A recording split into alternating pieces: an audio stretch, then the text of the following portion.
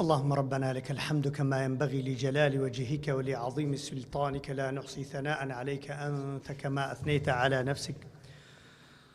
وصلى الله وسلم على خاتم الأنبياء والمرسلين وحبيب رب العالمين محمد وآله وصحبه أجمعين. ربنا اغفر لنا ولإخواننا الذين سبقونا بالإيمان ولا تجعل في قلوبنا غلا للذين آمنوا ربنا إنك رؤوف رحيم.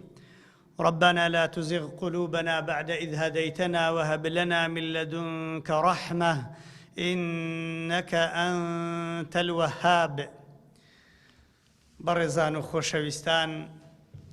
الحمد لله خدای رب العالمین جارێکی دیکە دەرفەتی پێداین بینەوە خزمەتتان. ئەگەر لە هەر شوێنێکی ئەو وڵاتە بم یان لە دەرەوەی وڵات، هەویەکەم هەر سۆرانیە و هەر لە خزمەت جەنابتاندام، وەک شەیخی ئیبن القەیم ڕەحمەتی خوای لێ بێ ئەفەرمێ تەباعود و دووری ئەجسام هیچ تەئسیرێکی نییە ئەگەر دڵەکان لە لای یەکتری بن. خۆشەویستانم، ئەگەر قەرارە یادکردنەوەی ئیسرا و میعراج ناساندنی موعجزەیەکی گەورەی پێغەمبەری خوا بێ صلی الله عليه وسلم، ئەوە پێویستێکی زۆرە لەسەر مسلمانان بە تایبەتی ئەحزابی ئیسلامی پێغەمبەری خوا بناسێنن صلی الله عليه وسلم لە پاش ناساندنی خوای گەورە جەل جەلالو. ناساندنی پێغەمبەری خوا عليه الصلاة والسلام بە ناساندنی معجزەکانیەوە گەورەتر و ڕەوشنتر و جوانتر و واضحتر دەبێ، پەیامەکەی خۆشەویستتر دەبێ، پەیامەکەی لایەقتر دەبێ.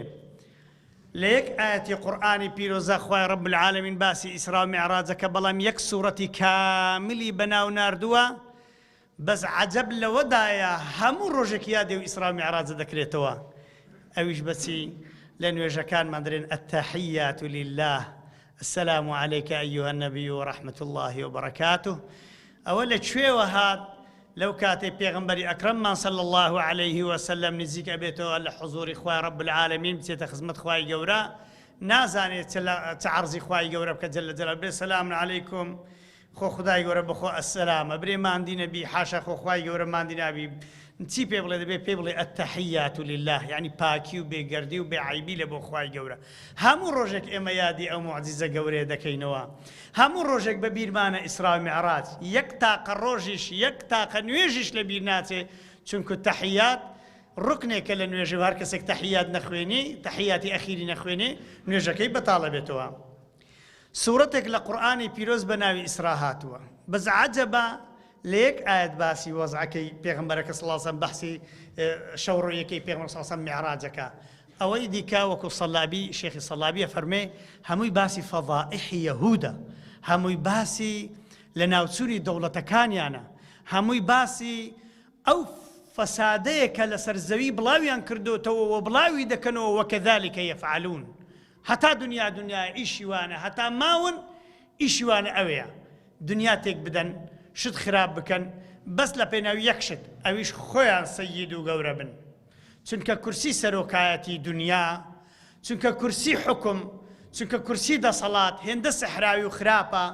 مرۆڤ کە یەک جار لەسەری دانیشت حەز دەکا هەتا ژیانی ماوە ئەگەر لەسەر حسابی جمجمەی سەری خەڵکو، لەسەر حسابی خوێنی منداڵ و ژن و لەسەر حسابی هەر شتێک بی ئەگەر لە خوای نەترسی حەز دەکە لەسەر ئەو کورسیە لا نەکەوی. خوای گەورە پەناماندا لە شەڕی کورسی و لە شەڕی هەموو شتێک کە خوای گەورە پێی ناخۆشە و کە خراپە. پێغەمبەرمان صلی الله عليه وسلم کەی ئەو ئیسرا و میعراجەی بە قسمەت بوو، خلافەکی زۆر بە قووەت هەیە. ئەصەحی ئەقوال ئەوەیە لە ڕەجەبێ نییە، بەڵام ئەمە لە ڕەجەبی هەموو جارێ یادیەکەینەوە. 583 هیجری صلاح الدین ئەیوبی ڕەحمەتی خوا لێ بی کە فەتحی بەیت المەقدسی کرد لەو مانگەی و لە ساڵی 580 ئیدی لەوێەوە یادی ئیسرا و میعراج دەکرێتەوە. زانین ئیسرا و میعراج لەو کاتەی بووە، ئەوە یادی فەتحکردنی صلاح الدین ئەیوبی لە بۆ بەیت المەقدسی. علەما ئەفەرمون کە حسابمان کردووە دەڵێن ممکنە لە ڕەبیع الأوەلی بی. ئیتر هیچ مشکلێکمان لەوەی نەکەنجی بووە. المهم ئەو معجزەیە یەکە لە هەرە معجزە گەورەکانی پێغەمبەر صلی الله عليه وسلم ئیثبات بووە بە قورئانی پیرۆز و بە ئەحادیثی صحیحی پێغەمبەر صلی الله عليه وسلم وسورتێکی لە قورئانی پیرۆز بەناوە و لە سورەتی النەجمیش بجوانی خوای گەورە باسی کردووە والنەجم إذا هوى ما ضل صاحبكم وما غوى وما ينطق عن الهوى إن هو إلا وحي يوحى علمه شديد القوى حتى آخر آياتاني كوا پیغمبر صلى الله عليه وسلم دسيت سدرة المنتهى لو جبريل دبيني عليه السلام ولو برستر دبيتوا خدای گەورە لە قورئانی پیرۆز چۆن باسێکا فەرمێ بسم الله الرحمن الرحيم سبحان الذي أسرى بعبده ليلا من المسجد الحرام إلى المسجد الأقصى الذي باركنا حوله الله سبحانه وتعالى فرمێ پاک و بێگەردی لە بۆ ئەو خودای کەوا شەوڕۆیی بە شەوا پێغەمبەری خوای صلی الله عليه وسلم لە مسجد الحرام عبد خۆشەویستەکەی خۆی بە شەو برد لە بۆ مسجد الأقصى مسجد الأقصى دوورترین مزگەوتە کە پێغەمبەر سەفەری لە بۆ کردی صلی الله عليه وسلم بۆ حکمت چییە؟ هەموو ڕسائلی ماجستێر و دکتۆرا ئەنووسێ ئەسباب و اختیاری الموضوع لەبەرچی ئەو مەوضوعم اختیار کرد خوای گەورە ئێستا حکمەتەکەت پێ دەرێ فەرمێ لنريه من آياتنا إنه هو السميع البصير أو مسجد الأقصى نكهر خوي باركنا حوله دور بريشي مباركة علماء فرمون أو جماعتي جارتي ديك بيت المقدس فتح دكنوا هلا لدوري مسجد الأقصى جماعتي عندك جماعتي اللي نزيك دلن والله لو أنا أما بينسونك علماء إشارتيان داوا بوما عندك علماء شكو ابن كثير وأنا إشارة لبو كردانا كان فرم كرد زارش كبيت المقدس رزقارا كانوا علماء ديكش باسيان كرديان خواهي گەورە بمان کە ئەداتی قەدەری خۆی لە بۆ ئازادکردنی ئەو شوێنە پیرۆزە هەتا دنیایە بەیت المەقدس لە هەر لەحظەیەک لە دەستی هەر کەسێک بی ئەوە سەید العالەمە ئەوە تاکە قووەتی سەر ئەو زەوی کە حکمی دنیایەکە لێش پێغەمبەر ئیبراهیمە دەبێ بستەوێ ماڵ و منداڵی بەجیبێری لە مەکا بە تاختەنیا پێغەمبەر موسایە دەبێ بچێ پێغەمبەر یوسوفە هەموو پێغەمبەران سەلامی خوایان لەسەر بێ پێغەمبەر سولەیمانە پێغەمبەر داوودە وەوەریثە سولەیمان و داود ئینجا سولەیمان ئەوانە دەبێت لەوێ بن چونکە هەر کەسێک سیادەی فەڵەستینی بەدەست بێ سیادەی دنیای بەدەستە بێ ئەو عولەمان ئەفەرمون سەلمێنراوە ئەوە عظمت و گەورەی ئەو معجزەیە لە چدایە طبعا تەجەلای قدرەتی باری سبحانه وتعالى خوای گەورە جل جلاله ئینسانێک هەڵبگرێ و لێرە بیباتە ئاسمانەکان و لە ئاسمانەکان نوێژ لە بۆ پێغەمبەران کە سەلامی خوایان لەسەر سەلام لە پێغەمبەران بکە و قسەیان لەگەڵ بکە و ئیمامەتیان لە بۆ بکە و یەکێکە بیان دوێنی ئەو پێغەمبەرانەی کە باس کراون لە پێغەمبەر عیسایە عەلەیهی سەڵات وسەلام پێغەمبەر موسایە پێغەمبەر ئیبراهیمە پێغەمبەر موسا ئەو پێغەمبەرانە قسەیان لەگەر بکە و حیواریان لەگەر بکە و بیان بینی و بە چاوی سەر بیان بینی و یەقەظەتەن پێغەمبەر صلی الله علیه وسلم ئەبەدەن بخەون ئەو شتەی نەکردووە ئەوە هەموو ئاەتەکان و ئەحادیثەکان دەلالت لەسەر ئەوەی دەکەن کە پێغەمبەر صلی الله علیه وسلم بەخەون نەبووە شتە هیچ عیلاقەی بەخەونیوە نییە بەڵکو پێغەمبەر صلی الله علیه وسلم وشیار بووە و بەئاگا بووە من المسجد الحرام إلى القبلة الأولى يعني إلى الأقصى وصلى فيه يعني في المسجد الأقصى بالملائكة پێغەمبەر صلی الله علیه وسلم نوێژی لە بۆ مەلایکەتان کرد لە مەسجد الأقصى و نوێژی لە بۆ پێغەمبەران کرد سەلامی خوا لەسەروی بە تەواتر هاتیە یعنی ئەحادیث ئەوەندە زۆرن گەیشتنە حەدی تەواتر کەوا پێغەمبەر صلی الله علیه وسلم لە بۆ سەماواتی عولا چوو ئەوجا لە بۆ مەقامی ئەعلا چوو لەوێش عرضت عليه آيات مباركة چەند ئاەتێکی گەورەی خوای گەورەی دیتن پێغەمبەر صلی الله علیه وسلم بەهشتی بە چاوی خۆ دیت پێغەمبەر عەلەیهی سەڵات وسەلام چۆنیەتی بەهشت وەصفی بەهشتی کرد پێغەمبەر عەلەیهی سەڵات وسەلام بەهشت ئەوها بوو بەهشت ئەوها بوو بەهشت ئەوها بوو خەریک بوو کە ئاثارەی دەڵێن پێغەمبەر ئیدریس بەخوای گەورەی فەرموو حەزەکەم بەهشتێ بینم کە چۆ باشتێ گوتی نایە مەدەرێ خوایجان لەبەرێ وعدەدایە ئەویست بیستە بەهشتێ نێتەوە ئەو ئاسارە هەیە نەعزەم سەحەت و ضعفوانەی چییە ئەفەرمون هەر لەوێ ئیشەکە لەوێ لە بۆ ئەهلی بەهشتە ئیشەکە و دەی ڕازێنیتەوە پێغەمبەر صلی الله عليه وسلم ئاگری جەهەنەمی دیت پێغەمبەر عەلەیهی سەڵات وسەلام نوێژی بەهەدیە هێناوە لای خوای رەب العالەمین لێرەدا چ دێتە گۆڕێ جوان تەماشکەنین مامۆستا سەعیدی نەورسی ڕەزا و ڕەحمەتی خوای لێ بیە فەرمێ ئیسرا و میعراج علاقەی بە هەر شەش ئەرکانی ئیمانیەوە هەیە، هەر سەلماندنی هەر شەش ئەرکانی ئیمان. ئەرکانی ئیمان چنە؟ ئەن تؤمنە بالله، چوو لە بۆ حضوری خوا، لە بۆ نزیک بۆ خزمەت خوای گەورە چوو پێغەمبەر صلی الله علیه وسلم، و مەلائکەته، مەلائکەتی بە چاوی خۆت پێشنوێژی کردن پێغەمبەر عەلەیهی السەڵاتو وەسەلام. أن تؤمن بالله وملائكته وكتبه ورسله. أجا بيغمبران باور بيهون باور بكتب كان شانه بيغمبراني بينين بيغمبر عليه الصلاة والسلام برسياري ليه كردن مرحبا كرد إيمانيا بهنا. أن تؤمن بالله وملائكته وكتبه ورسله واليوم الآخر. يوم الآخر مهم تريش لا يوم الآخر سيا جنة ونار بهشت جهنم. بيغمبر عليه الصلاة والسلام بهشت بيني جهنمي بيني. أواني أهل الشبهات الناس لما منطقي مش عندك بيدابون دلين أما باور من بإسراء ومعراجنا لبو معلومات حديث أفرمي هتا رجع قيامته أو معجزة إسراء ومعراج خلقك بي كافر دبي عندكش إيمان بي زيادة دبي إيمانت بها بي إيمانت بي زيادة بي إيمان بي نبي كافر دبي بنص عادي ثابت بوا خوشتشي أو نبري والله عندك حديث أحادي لسر عندك حديث ضعيف لسر بنص آيات قرآن ثابت بوا أحاديث متواتر لسريهات شو نبي إنسانك إنكاري بكوشو معمر قذافي وعندك قذافي تكش ليرة بيدابون خوشان بي مهم مثلا والله وما باور من بإسلام معراج دنيا لو حديث فرمي هتا دنيا عندك بي كافر دبي عندك شبه مسلمان إيمانيا بي زيادة دبي يا رب إخوة إيمان من بهمو أو أنا زيادة ببي كاللايتو هاتون يا رب العالمين. ما مصر سعيد نور فرمي لا أركان إسلامي مهم ترين ركن كإنسان داخل الإسلام يقول أشهد أن لا إله إلا الله وأن محمد رسول الله سيا نويجا إسراء معراج علاقة بالنويجا وهي نويج لإسراء معراج وهاتوا إتر لا معراج ونويج واجب ولا سر بيغمبر صلى الله عليه وسلم سر أمتكي لا بنزان نويج وبوتا بينز نويج حضرتي موسى فرمي يا محمد صلى الله عليه وسلم أم تجربة مهيا خلق نايكا خلق طنبلة هر چند پیامبر هند خير پنزانو جينا كان دواب كلوت كم بكريتو هتا كم بكريتو دبي بنزنش همان او پنزانو شد لبو حساب دبي چونك يك خير ب20 امثالها بد خيره همان او پنزانو شد لبو حسابك خوای گور لسر پیغمبرو صلى الله عليه وسلم امتك واجب كردبو. اذن اسراء معراج شتشي هون تنيا دستان خوش بي مال بندی هشت خواه ختام نسی اسراء معراج بخلشی دناسینو دستیان خوش بی او برز خوشویستانی لهر شوینه چی یادی او معجزه دکنو بای او معجزه جوان تر تثبیت به و هر ما مستعد حتی زیاتر خوی لبو معجزه حاضر ترکا اشتی خوشتری لیدا تدا ابینی دچ لای ما مستعد نور سیشتک داره دچ لای صلاه بیشتک داره دچ کن ابو حسن ندوی اشتک داره دچ کن مفکر کی کشتک داره دقیقه کان امام نووي لباري دخوینه اشتش کد دبینی لا تفسیر ابن عاشور اشتش غریب تر دبینی لا تفسیر لا تفسیر کان دیکا هر لا تفسیر چی روایات عجائبات بینی کلو جێگای لەبەرەوە سەرمای لەبەرەوە منداڵانە ناکرێت ئینسان دوور و درێژ بکاتەوە ئەمە هەتا بخوێنیەوە لەبارەی ئەوەی شتی خۆشتر و شتی چاکتر دەبین. ئازیزانم یەکێک کە لە عەظەمەتەکانی ئیسراء و میعراج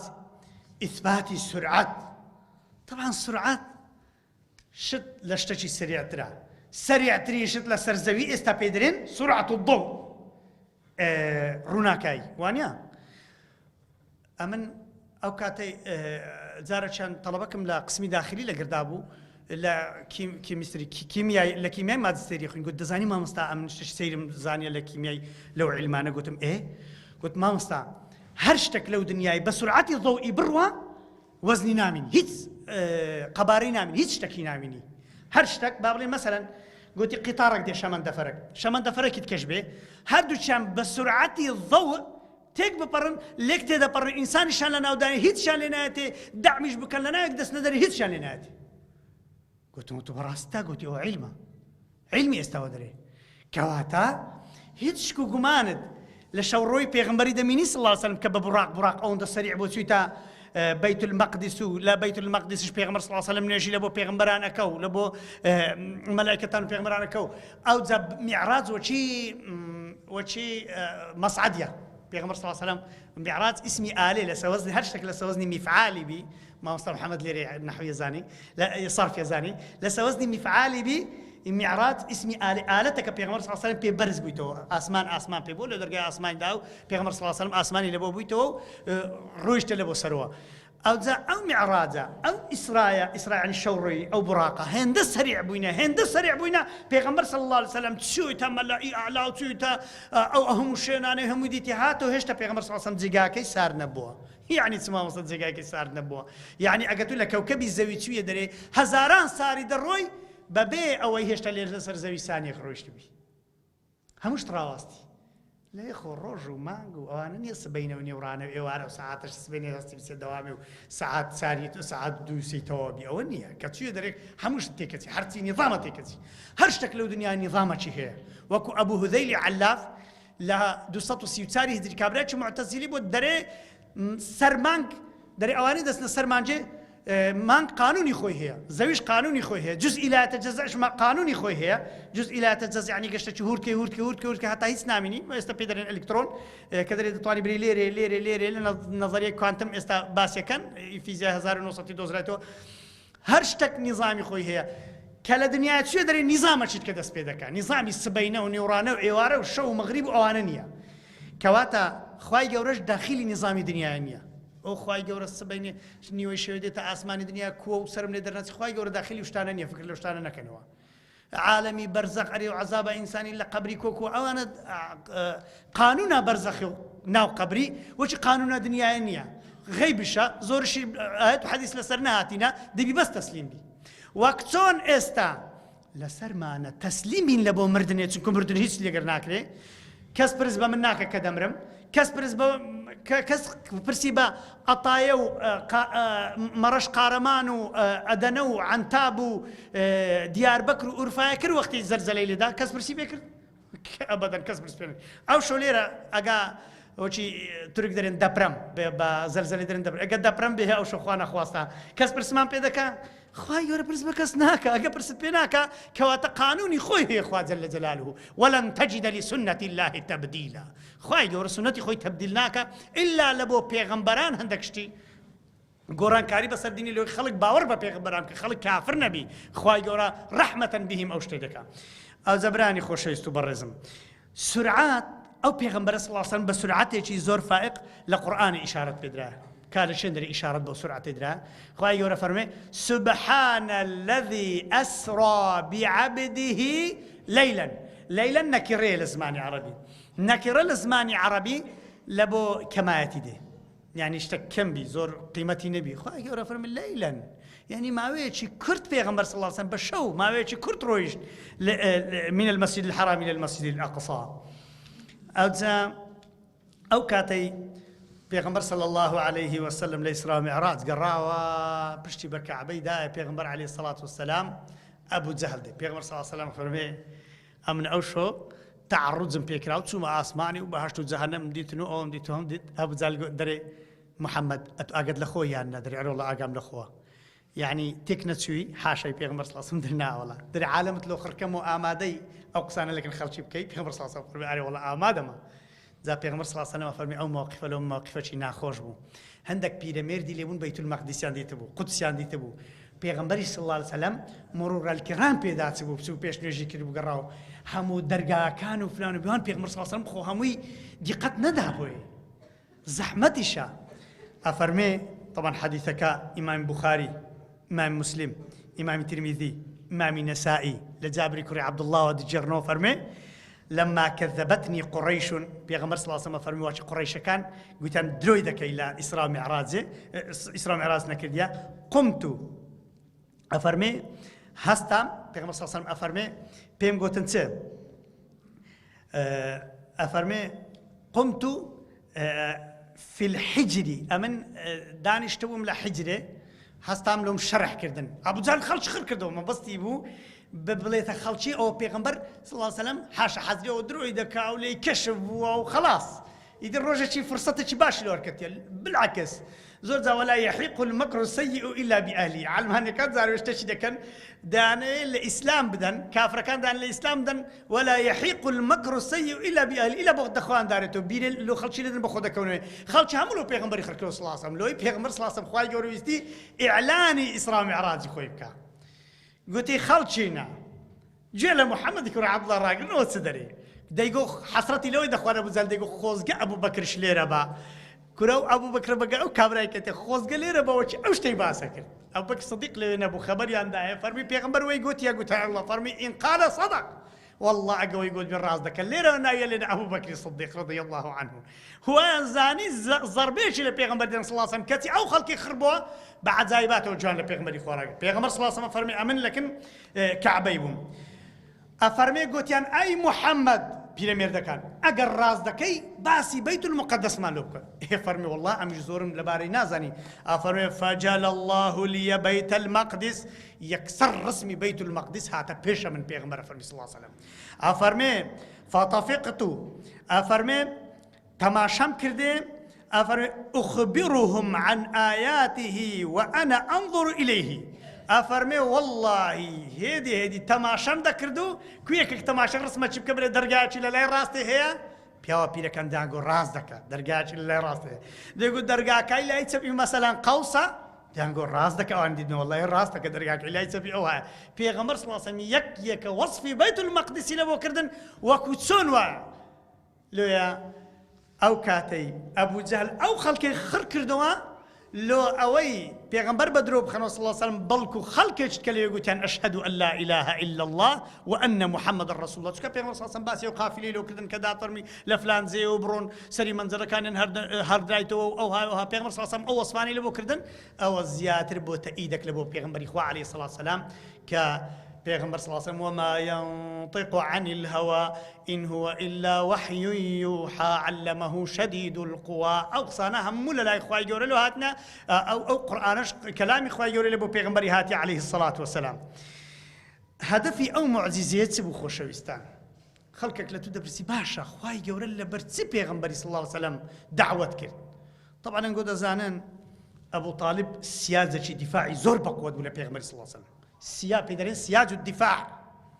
اواني عسكريان كده ما مستوى عسكريان كده سياج الدفاع زور مهمه سياج كتبي قلعه كتبي ابو طالب راست كابراش كافر بلام سياج الدفاع بولا بيغمبر اخوا صلى الله عليه وسلم وقريش كان ياندست ابو طالب لدزدن بيغمبر صلى الله عليه وسلم اويلي وفاه بو مرحمي برينا كان بيغمبر صلى الله عليه وسلم كاتك لدري برين داري عندك عادي عندك هم ضليان برين دارك هم جسديان برين دارك كي مرحمي بو دايك خديجه رضا ورحمه اخوا لي او خديجه كاخواي جور بعظمته جور اخو السلام بجبريل دنيري فرمي اي جبريل بروبا محمد صلى الله عليه وسلم او خديجه هات قابي شي بي خواردن لبو بيغمبري خواردني السلام اخواي جوري لي سبحان الله الله اكبر لو دنياي تشرفك لو جورت سلامك سلام وتبريك لله إخوة رب العالمين لبو بيت جل جلاله لبر خزمتي بيغمبر صلى الله عليه وسلم ايواش بجنوب بياو او خزمتي سنتي بيغمبر إخوة عليه الصلاة والسلام سلام إخوة لدبي بإذن إخوة جورا او خزمتي الربازي محمد المصطفى عليه الصلاة والسلام لسر او ربازي هميشه لبن سلام إخوة جورا دايا لو رجعنا براي قلتي قسم بخوي بابي خوم لخيوي ديت او 3 سال مرديا تي لخيوي ديت قلت بابا وزعت كوا قوتي قريا قوتي كرم قسم بخواي جورا 3 سال مردي ما هشتا سيني وبيني ميلم لبو بيدينا كان هشتا لكور نبيتو هشتا صاف نبوي مو 3 سال دم هينو دمبن او شينم بيدكن تعذيب ما انديبونم ددن چونك دلم بلاي جماعتي چيبو او جماعة الريان لخوايني الريان لعلمانية بيديني او دنياي حزبي شي علماني مخرج دايس 3 سال دم هينو دمن هشتا عفو يعني هشتا تواو نبو معفو نكرام كرة أو ميليك هات لبو خوا لبو بيغمبري خوا لبو صراط المستقيم كما صراط المستقيم صراط الذين أنعمت عليهم أو كارواني أنبياء وشهداء وصديقين وصالحين بريندن ببرسيتي بريندن تير بنيان برسيبن بريندن سرما بيان قرما بي بريندن هتان بيانتان بي زورتان نماوا أجين بوشويني كوا من خاف أدلج ومن أدلج بلغ المنزل أو بريكوت حردقات الشويني خوي خويا بمانجيني أو شويني كوا بيغمبران وصديقين وشهداء بيجيشن بخاطر عظمة قولي الخود هدف تسبو خواهي جورا معزية بقسمة بيغمبري صلى الله عليه وسلم يكم ثقة ويقيني بيغمبري خوا عليه الصلاة والسلام بقاتا آسي حق اليقين لو مقابلي سلطاني كفار بكا برزانم زور زحمة تبران برد صلاتي شراب وستي هموز أسلحة وشتيشي هبي بلام خو زلزلي بيرانا وستي هموش تيشي هيا بەڵام خۆ خەسف و ڕوچوونی پێڕاناوەستێ بەحیساب ظاهرینە عەلەیها دەرێن دنیا هەموو لە بندەستیمێ بە بەڕ و بەحرەوە بەڵام لێک کاتدا ئەگەر هات و جەڵتە لێدەن جەڵتەی دەماغ لێدان هیچیان بەدەست نییە بەڵام لێک کاتدا ئەگەر یەک لە علامەتەکانی ئاخر زەمان هات هەمویان تەماشای ڕۆژێکن کەوا لە مەشریق لە زیاتر لە مەشریق قەربێت لە مەغریب هەڵاتووە و تەوبەشیان لێ قبوڵ نابێ ئەتا ئەمر الله فلا تستعجلوه ئەمری خوا دێ عەجەلە نەکەن هەموو یەکێکانە بە چاوی خۆ دەبین ئەوەی ببینی ئەوەی نەشبینی دەگاتە کاروانی پیا و ساڵحان خوای گەورە فەرمێ یەکەم مەقسەدم لینوریەه من ئایاتنا الکوبرا لۆی بەهەشت و جانم هەمووشتی پیشاندەم بە موسای فەرموو لینوریەکە من ئایاتنا الکوبرا لە سوورەتی نەجم فەرمی لەقەد ڕەئا من ئایات ربه الکوبرا پێغەمبەر ئەفەرمێ صلی الله علیه وسلم جبریلم دیت جبریل 600 باڵی پێوە بوو باڵەکانی هەموو وەکو لؤلؤ و مەرجان بوون خۆی لە خۆیدا عەزەمەتێکی زۆر گەورە بوو ئەو جبریلە بەڵام کە گەیشتنە سیدرەة المونتەها فەرمووی لێرەوە ناتوانم حدم نەما ئەی محەممەد بەڵام پێغەمبەر هێند گەورەیە بەرز دەبێتەوە لە لای خوای گەورە و دەچێ و هەتا پێ بڵێ التحیات لله والصلوات والطيبات بلى أبو الحسن ندوي فرمي لم تكن حادثة فردية بسيطة ولكن معناها أن محمدا صلى الله عليه وسلم هو نبي القبلتين وإمام المشرقين والمغربين ووارث الأنبياء قبله وإمام الأجيال بعده إمام حسن ندوي فرمي إسراء معراج شتي فردي وشخصي نية بسيط نية لو محمد المصطفى صلى الله عليه وسلم بلكو بي قترا أتو إمامي هردو قبلاني بيت المقدس وبيت مسجد الحرام كعبة الله أتو قوري همو دنيا أي محمد قيادة لهمو كسكساندرا وهادرا دستي أمتي محمد صلى الله عليه وسلم بلان بمرزك أتوش إمامي أتوش لسر أمتي بيغمر صلى الله عليه وسلم كتأمرون بالمعروف وتنهون عن المنكر أمر بتساكب كن ونهي لخراب بكن وبخوشتان عبادة إخوائي قورة بكن توطئيك بو مقدميك بو لبو هجرت پیغمبر صلی الله علیه و خود حاضر کتو دبی هجرت کی عزیزانو لهر مالی شدابن فاحشه و خرابتن لو مالی دید راکن لو مالی نانی بدینی دور لروی خوشکانو بران من نانی به آبرویی نانێکی زۆر حرامە نانێکی زۆر پیسە ئەوەی بەسەر وڵاتان دێت لە نانی بێ ئابڕوویە حاشا لە ڕووی هەموو لایەک ئەو نانە نانی دزی نانی خراپە نانی بەد ئەخلاقی حاشا ئەو نانە نانێکی زۆر حرام و پیسە و هەروەها هەمووی نەخۆشیە هەمووی دەردە هەمووی بەڵایە ئەو شوێنانی ئەو نانە پیسەی لێ بڕۆ بە دوایی نانێکی کەمتر بگەڕێ لە شوێنێکی دیکە لە هەرجێک دین و عەقیدەتان ئەمین نەبوو بڕۆن لەوێ بە پێغەمبەریان گۆ صلی الله علیه وسلم بڕۆ بەیت المەقدس بڕۆ ئەی پێغەمبەری خوا بڕۆ با هیجرەت کە لە بۆ فلان جێیە هەر کاتێک دین و ئیمانتان لە شوێنێکی خەتەر بوو لەو شوێنە بڕۆن وهروها لأعظم مواجهة التاريخ جورتين مواجهة الروبرون بونوي بيغمبر صلى الله عليه وسلم للتاريخ كان جبوا أو كاتبوا كبيغمبر صلى الله عليه وسلم إعلان نبوة بيغمبر كدو فاصدع بما تؤمر وأعرض عن المشركين دواي سيصال نهيني هستا أي بيغمبر إخويا أيها المدثر قم فأنذر وثيابك فطهر والرجز فاهجر ولا تمنن تستكثر ولربك فاصبر بيغمبر صلى الله عليه وسلم إعلاني كردو أو جيشتا أو روجي كوا همتي دا أجين ئەزانین ئەو ڕۆژ چۆن هاتووە لە پاش پێغەمبەر صلی الله عليه وسلم زۆر جاگوێتان لێ بووە حەزرەتی عومەر رضی الله عنه هاتە ناو سەحابان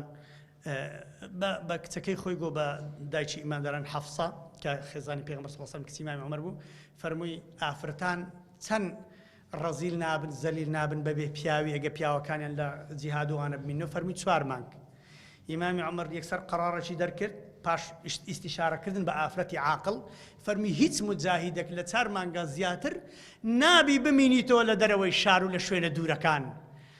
مجاهیدی شام و عێراق هاتن و ئیمامی عومەر داوەتی لە بۆکردن هەمویان داوەت بوون و دانیشتبوون لە نانیان دەخوارد پیاوەک بەدەستی چەپێی دەخوارد ئیمامی عومەر قبولی ناکرد یەک سونەتی پێغەمبەر پێشێل بکرێ عەلەیهی سڵات وسەلام لەسەر مەرگدا بوو گەنجێکی شلواری درێژ فەرمی ئەی گەنج شلوار درێژە ئیمامی عومەر قبولی هیچ شتێک نەکرد هەتا ئەو ڕۆژەی گەیشتەوە لای خوای گەورە جەل جەلالوه بەکنی داهات گوتی ئەی مجاهیدی جوان بەدەستی ڕاستێ بخۆ ڕۆیش تێپەڕی هاتو کابرا هەر بەدەستی چەپێ دەخوا هاتۆ فەرمی بەدەستی ڕاستێ بخۆ هاتۆ کابرا دیسا بەدەستی چەپێ دەخوارد فەرمی ئەی گەنج ئەی مجاهید بەدەستی ڕاستێ بخۆ بە ئیمامی عومەری فەرمی سەرت بینە پێش فەرمی دەستی ڕاستەم لە غەزا پەڕیوە لە پێناو خوای گەورە ئەو دەستەم پەڕیوە ئیمامی عومەر فەرمی 1000 درهەمی بدەنێ سەحابە فەرمی وەی چەند زۆرە فەرمی 1000 دیکەشی بدەنێ فەرمیان من زەمن زەچی لە فەرمی هەزاری دیکەشی بدەنێ ئەو ئیسلامە بەو دەستە بڕاوانە گەیشتۆتە ئێرە بەو سەرە بڕاوانە گەیشتۆتە ئێرە بەو فەرمێسک و ئارەق و خوێن گەیشتۆتە ئێرە نەکەن ئەو ڕێبازە بەردەن وابزانن بە ئاسانی هاتێ سەر دوگوردەکەی بابت نوێژەکەی ئەو دوگردەی بابت لە نوێژەی دادنێ ئەو میحرابە و ئەو مزگەوتە بەدەستی بڕاوی ئەو مجاهیدانە دروست کراوە ئەگینا ئێستا ئێرە شوێنی کڵێسا و شوێنی دینە منحەرەفەکانە بوو لەوانێ ئاگرپەرست بای یان جوولەکە بای یان خزمەتکاری جوولەکەیەک بای و ئەویشت لێ قبول نەکرابە خوایە ثابتمان کرد لەسەر ئەو دینە بۆ خاتی عەظەمەت و گەورەی خۆن تعینی شخصیت و ئیمامەت و قیادەتی پێغەمبەری کرد صلی الله علیه وسلم کە ئەو پێغەمبەرە خوای گەورە دیاری کرد کە ئەوە قائیدە گەورەیە گەوری هەموو پێغەمبەرانە گومانتان لەوە نەمینێ و کەسێک نەبێ لە دوای محەممەد المستەفا صلی الله علیه وسلم دانیشی بری وا هەز دەکەم لآية 62 سورة البقرة إن الذين آمنوا والذين هادوا والنصارى والصابئين من آمن بالله واليوم الآخر وعمل صالحا فلا خوف عليهم ولا هم يحزنون بل أو آيات الدلالة لسر الدين تزولك وفالو أو هنشتوا بابا أو دينانا نسخ بون لسر أو تساواني من لكاتي خوان صحابي پیغمبرکان یانبون اواني حواري عيسى وحواري موسى سلام خوال سربي حتى 200 سالش لدواي عبادته شي زوانيان كديا بلان بهاتني محمد المصطفى صلى الله عليه وسلم يك لحظه اللي تقبورنيا غير دين محمد المصطفى صلى الله عليه وسلم ننوجي بيبكي نروجي بيبقري نزكاتي بيبدي نحزي بيبكي نعبادته شي بيبكي نهيش شي بيبكي الا اوشتنبك شرعي من قبلنا ولا بو ايمج درستان زابر رزان خوشويستانم لە کۆتاییدا چیدی کە زۆر سەرتان نایەشێنم دەڵێم کورتێک لەبارەی ئەو زەلزەلەی دەڵێن ئەو زەلزەلەیە عقوبەی خوای بوو یان کاریسەیەکی طەبیعیە هەردووچیانە طەبیعەت بەدەست چێە بەدەست خوای گەورەیە کابرایەک لێرە بەردەبیتەوە گولێش پێ دەکەوێت دەنێ وەڵا کابرا ئەجەلی نادوو بەس گولەی لێ بکات شتیوا هەیە گولێشی پێکەوە ئەجەلیش هات بدست خواي جوري أو زلزلة خواي جوري كده وطبيعته بتزوليه والأرض ذات الصدع سند بوزوية كهم شق لنا أخو صدع يعني شق صدوع شقوقة أو شقانة بسرماي ما مستعين ورصيد عليه بسرماي وبشوي زلزلة دي مش اختصر بيش استفر بيتي بشوي وبسرماي دي قلت يعني قربان لو لولاتي مسلمان زلزلة دي خوانا كافر لولاتي وانا دي قيدين فرموي ئەوە بە نسبەت مسلمانان زۆر باشە زانن لۆ فەرمووی ئەگە یەکێک جەریمەیەکی بکە لە گوندەکی یان لە شارەکی لە ناحیەکەی خۆی هەر مەرکەز شۆرتەکە عقوبەتی گچکەی لۆ دانێ و لە کۆری دەبیتەوە دنیا بە نسبەت مسلمانان ئەگە بە زەلزەلەکی لە کۆر بینەوە بزانە لە مەرکەز شۆرتێکی لە کۆر بینەوە فەرمووی بەس جەریمە گەورەکان ئەسنە شارە گەورەکان و ئەسنە پایتەختەکان مؤتەمەری گەوریان لە بۆ کرێ و خەڵکی گەوریان لە بۆ کۆ دەبیتەوە عقوبەی گەوریان لە بۆ دانرێ فەرمووی ئەوروپیەکان و کافرەکان کاتێک زەلزەلەیان لێدە و موسیبەتێکیان بەسەردادێ عقوبەی وان زۆر گەورەیە لە بۆ قیامەتی هەڵگرتی خوای گەورە لۆیە لیان گەڕایە لە دنیای بۆ خۆیان چ دەکەن بابیکەن لە دنیای مسلمان پیغمبر فرمود صلی الله علیه و سلم عجبا لامر المؤمن عجائب ایشیمان دار ان امره كله له خير هم خيره اذا ان اصابته السراء وش كيف خوش جد شكر دري خواه شكر الحمد لله شهاده مرقد شكر الحمد لله ابو مخيزان شكر الحمد لله خان يمكن فذلك خير له ولا بخير نسرع واذا اصابته الضراء زركت شاد صبر دقري انما يوفى الصابرون اجرهم بغير حساب ببي حساب خوا صبري دا حقي صبرك اذا داتوا اما الصبر لدنيا دقرين بيسمان بوين صبري لجهنم بقرين ناتنا جهنم ان شاء الله كافر كان صبري انه جهنم قلت صبري جهنم ايش اصبروا او لا تصبروا سواء وكو يك صبري بقري لقيت استفاده انيا بلام صبري ما لدنيا بغير حساب اجري ورقدين اولئك عليهم صلوات من ربهم ورحمه خويا رب العالمين لو ما نحس امتحانك ما بينك كلي درسين اجي امتحان ايش بيكردين لو انا بينك صبر دقرين يا رب العالمين صبرش لقدر مصيبه نازل به اودو سيمين تماشكني أزانم إنساني إيمان دار إذا أصابته الضراء صبر فذلك خير له ولا يكون هذا إلا لمسلم أو كما قال بيغمبر صلى الله عليه وسلم بس لو مسلماني كافر صبري بقري شكري بكا هرتي بكا هيتي استفادة شليناكا أو هيتي لدنيا كافرك 5 دينار 5000 بكا تخير لدنيا يا أخوي ويداته هيتي لبو قيامتين دانانیش یوری مامۆستا مهندسە کەم دیت مەسی نەسرانی بوو خێرشی زۆر گەورەی کرد دەبی لە قیامەتی وەرنەگرتووە نا وەڵڵاهی یەک میثقال ذەڕ وەرناگرتووە لەو مامۆستا زوڵمە نابابە لە دنیای خوا دەیداتەوە لە دنیای ساق دەبی سەلامەت دەبی خۆشی دەداتێ و یەک چاوی خۆ هەموو ژیانی خۆش چاکەی بکە چاکەی چاوەشی خوای گەورە کە خوای گەورە چاوەشی لەتی چاکەی ئەوەی نەدایتەوە کەواتە بەڕێزان خۆشەویستم لە خۆتان تێک نەدەن ئەو زەلزەلانە لە بۆ گەڕانەوەی خەڵکیە واللهی ئەو کەسەی عیبرەت نەگری بە زەلزەلەی عیبرەت نەگری بەوەی ئەو هەموو کە لە شانە لەوێ کەتون برا لە بازاڕەکانی تورکیا من لێ بووم لەو ماوەی لەو زەلزەلەی بە چاوی خۆم دیت تۆپە کفنان لەسەر کوو عەرەبانە چی لێرەشی دەفرۆشن بە تۆپ کفنی فرۆشن کفن لەسەر جادان دەفرۆشێ لەبەر حکومە دەرەقەتی کفنی نایە بە مامۆستاکان گوت هەرچی مەلایە هەموو دەبێ بچیت جەنازە بشوە تەلەفۆن لەو مەلایش سووری کرد گوتی لە دوینەوە تا ئێستا 120 جەنازەم شوشتیە 40,000 کەس چۆ بنەوە ئاخەی نابێ عیبرەتەشی لێ وەرگری آخر ئەوانە وەکو ئێمە بوون فەرقی من و هیچ چییە دوێنێ ئەو چۆ بن ئاخێ و ئەمنە لە بن عاردیمە بەشەر هەتا ڕۆژ بە ڕۆژ مێشتی ڕەقتر بی تاسی لە ویژدانی نەکە لە ئیمانی نەکە لە عەقیدەی نەکە لە ئەخلاقی نەکە لەسەر مۆبایلەکەی خۆی بەردەوام بێ لەسەر خراپەکەی خۆی بەردەوام بێ ئەو ئینسانە دەستی لێ بشۆ هیچ ئیستیفادەش ناکە وەکو عەبدوڵای کوڕی مەسعود دەفەرمێ قەسەم بەخوا کەسێک قورئان تەئسیری لێ نەکە و مردن تەئسیری لێ نەکە ئەگەر شاخ لە پێش چاوی بتاوێتەوە هیچ تەئسیری لێ ناکە لە کۆتاییدا شعرێکی مەحویتان لە بۆ خوێندمەوە لەسەر ئیسرا و میعراجێ ئەفەرمێ کەلیم ئەرینی کە فەرموو كلمة يعني كلمة الله بيغمبر موسى كفرمي أريني أنظر إليك خوايا جان خومن بشان دبخو بجماعتش تبون هر جوابي لن تراني ديت خوايا يقول فرمي إنك لن تراني موسى تساوي تقوتين يم ببيني ولكن ينظر إلى الجبل تماشي وتساوي خو بشان تساوي دم أجد تساوي تحملي ديتني مني كنت تساوي بسكوك كيف مش تحمل دقا أجنا تساوي تحملي ديتني نوري خوايا يقول هناك أو هي زي كان نوري خوايا يقول هاي تساوي تحملناك دتاوي شاخطة شاخته كخوي رب العالمين تجلى كيف خوي بشاندا دلي مشرف بو محمد بطلب بو مرتبه وشانه بيغمر صلى الله عليه وسلم بيوي داوب كخوي يورا مشرف يكربوا عروجي عيسوي تا اسمان شمس عالم بو بيغمر عيسى اتا اسمان سو عروجي احمدي تا لا مكان شمس جانانا بوهم شابالوا جبريل ذي قوه بجيما بو لريديوت خزم ميداني ستانا بيغمر صلى الله عليه وسلم فرمي جبريل كشش صد بالي هبو روجو همو اسمان ملي بزربو كحضرة جبريل راوستا لبرقوري افرمي او جبريل قوري كجيشنا سدرة المنتهى كجيشنا او شويني كجبريل نابلي بروا فرمي كالحلس الباري ددقود باروكا باروشي تر ها قد تركي اب عردي وانسى افرمي او جبريل قوري لا ترسي خواي راس بعردي وانسى فرمي يا محمد صلى الله عليه وسلم ليرة زياتر بما من دسوتيم ناتوان او زي بيغمبر صلى الله عليه وسلم برزبوا يا ربي خدايا برزمان كيتوا